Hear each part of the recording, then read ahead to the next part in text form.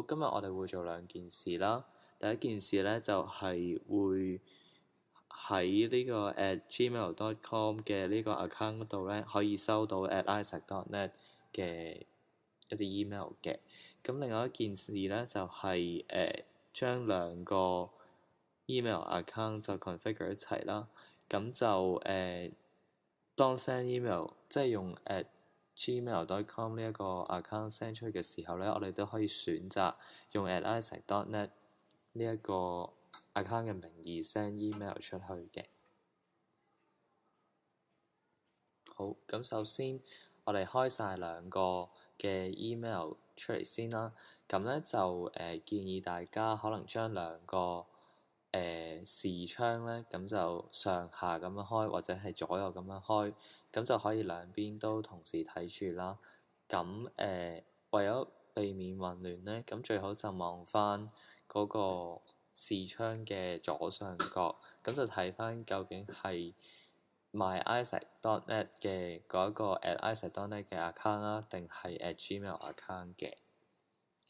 咁首先我哋就去gmail.com 嘅嗰一個視窗啦，咁就撳 settings， 然之後就去 general 嗰個 tab 嗰度，咁就喺嗰度呢，你揾翻你嗰個嘅 signature 啦，跟住就 copy， 然之後呢，就去 @isaac.net 嗰個視窗嗰度，跟住就撳去 settings。然之後都係 general 嗰度啦，之後去翻下邊嗰度有個空白嘅格仔，咁就 paste 翻你一個 signature 上去，跟住撳 save changes， 然之後去翻主頁之後呢，就再去多一次 settings， 咁呢個時候就去 forwarding and pop imap add a forwarding address。喺呢個時候呢，就將你 @gmail.com 嗰一個嘅 email account 呢，就 enter 入去，撳 next， 之後撳 proceed， 之後撳 OK。呢個時候就會收到一封email，就叫你去 confirm 嘅。咁收到嗰封 email 之後呢，就撳翻嗰個 activating link 啦，咁就有個 success 嘅 message 嘅。之後去翻 @isaac.net 嗰度，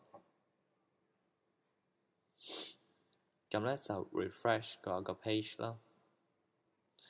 之後喺翻同一個 tab 嗰度呢，你會見到有一個選項係 forward a copy of incoming mail to isaac.@gmail.com 嘅，咁就揀翻嗰一個，然之後碌到最底 save changes。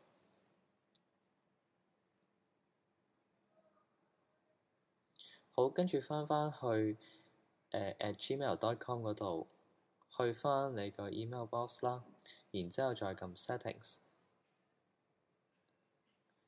跟住去 accounts and import。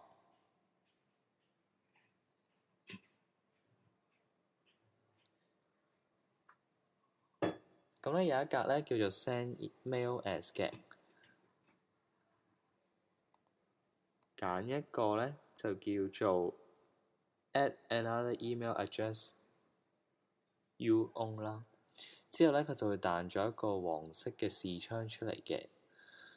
咁呢，你就可以喺嗰度呢，就打返你個名同埋你要 forward 嘅嗰一個，你要用另外一個名義嗰個 email 啦 ，which is 就係 @isaac.net 啦，就撳 next step， 然之後打你嘅 password， 再撳 add account。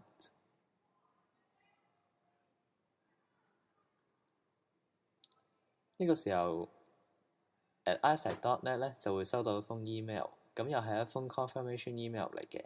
咁撳一次嗰條 link 呢，就會又見到一個 activation 嘅 message 啦，就係 success 嘅。咁之後就可以 close 咗呢一個 tab 啦，同埋 close 咗嗰個 window 啦。咁喺呢個時候呢，就會多咗一個選項，咁你就可以將 @isaac.net 嗰個 make default 㗎啦。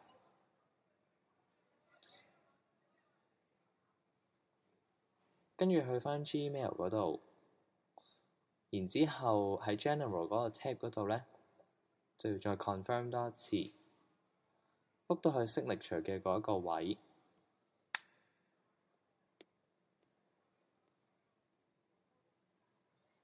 咁喺 signature 嘅上少少呢，就會見到可以俾你揀邊一個 account 嘅 signature，咁就揀翻 @isaac.net 嗰個，咁就 OK 㗎啦。咁就完成咗以上呢兩個步驟，就係將你兩個 email 就係 configure 一齊啦。